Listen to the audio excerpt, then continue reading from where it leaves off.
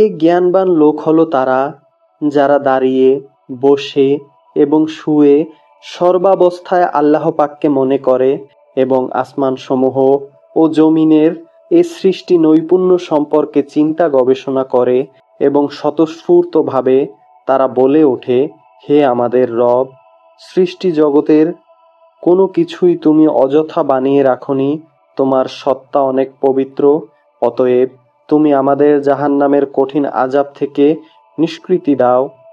হে আমাদের প্রভু, যাকেই তুমি জাহান্নামের আগুনে প্রবেশ করাবে নিশ্চয়ই তাকে তুমি অপমানিত করবে, আর সে অপমানের দিনে জালেমদের জন্যে কোনো রকম সাহায্যকারীই থাকবে না। হে আমাদের প্রভু, আমরা শুনতে পেয়েছি একজন আহ্বানকারী নবী মানুষদের ঈমানের দিকে ডাকছে। সে বলছিল, হে মানুষরা, তোমরা তোমাদের প্রভু আল্লাহর ওপর ঈমান আনো।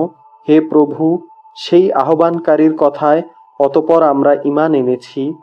হে আমাদের প্রভু, তুমি আমাদের পাপসমূহ মাফ করে দাও, হিসাবের খাতা থেকে আমাদের দোষ ত্রুটি ও পাপসমূহ মুছে দাও। সর্বশেষে তোমার নেক লোকদের সাথে তুমি আমাদের মৃত্যু দাও। হে আমাদের রব, তুমি তোমার নবী রাসূলদের মাধ্যমে যেসব পুরস্কারের ওয়াদা দিয়েছ তা আমাদের দান করো এবং কিয়ামতের দিন তুমি আমাদের অপমানিত করো না। নিশ্চয়ই তুমি কখনো ওয়াদার খেলাপ করো না। অতএব তাদের রব এ বলে তাদের আহ্বানে সাড়া দিলেন যে, আমি নরনারী নির্বিশেষে তোমাদের কোনো কাজ কখনো বিনষ্ট করব না। আমি সবার কাজের বিনিময়ই দেব এবং তোমরা তো একে অপরেরই অংশ। অতএব তোমাদের মাঝে যারা নিজেদের ভিটেমাটি ছেড়ে হিজরত করেছে এবং যারা নিজেদের জন্মভূমি থেকে বিতাড়িত হয়েছে, আমারই পথে যারা নির্যাতিত হয়েছে, মোট কথা যারা আমার জন্যে লড়াই করেছে এবং আমারই জন্যে জীবন দিয়েছে, আমি তাদের গুনাহসমূহ মাফ করে দেব। নিশ্চয়ই আমি এদের এমন জান্নাতে প্রবেশ করাবো যার তলদেশ দিয়ে ঝর্ণাধারা বইতে থাকবে। এ হচ্ছে তাদের জন্যে আল্লাহ পাকের পক্ষ থেকে পুরস্কার, আর উত্তম পুরস্কার তো আল্লাহ পাকের কাছেই রয়েছে।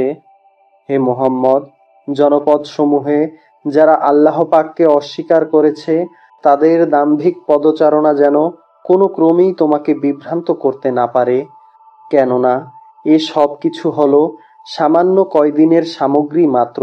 অতঃপর তাদের সবারই অন্তত আবাস হবে দোজখ, আর দোজখ হচ্ছে নিকৃষ্টতম আবাসস্থল। তবে যারা নিজেদের প্রভুকে ভয় করে চলে তাদের জন্যে নির্দিষ্ট হয়ে আছে সুরম্য উদ্যানমালা, যার নিচ দিয়ে প্রবাহিত হবে ঝর্ণাধারা। সেখানে তারা অনন্তকাল থাকবে। এ হবে আল্লাহ পাকের পক্ষ থেকে তাদের জন্য আতিথেয়তা, আর আল্লাহ পাকের কাছে যা পুরস্কার সংরক্ষিত আছে তা অবশ্যই নেককার লোকদের জন্যে অতি উত্তম জিনিস। ইতোপূর্বে আমি যাদের নিকট কিতাব পাঠিয়েছি সেসব কিতাবধারী লোকদের মধ্যে এমন লোক অবশ্যই আছে যারা মহান আল্লাহকে বিশ্বাস করে। তোমাদের এ কিতাবের ওপর তারা যেমনি বিশ্বাস করে তেমনি তারা বিশ্বাস করে তাদের ওপর প্রেরিত কিতাবের ওপরও। এরা মহান আল্লাহর জন্যে ভীত সন্ত্রস্ত ও বিনয়ী বান্দা। এরা আল্লাহ পাকের আয়াতকে স্বার্থের বিনিময়ে স্বল্প মূল্যে বিক্রি করে না। এরাই হলো সেসব ব্যক্তি যাদের জন্যে তাদের প্রভুর কাছ থেকে অগাধ পুরস্কার রয়েছে। নিঃসন্দেহে আল্লাহ পাক হচ্ছেন দ্রুত হিসাব সম্পন্নকারী। হে মুমিনগণ, তোমরা ধৈর্য ধারণ করো, ধৈর্যের এ কাজে একে অন্যের সাথে প্রতিযোগিতা করো, শত্রুর মোকাবেলায় সুদৃঢ় থেকো, একমাত্র মহান আল্লাহকেই ভয় করো।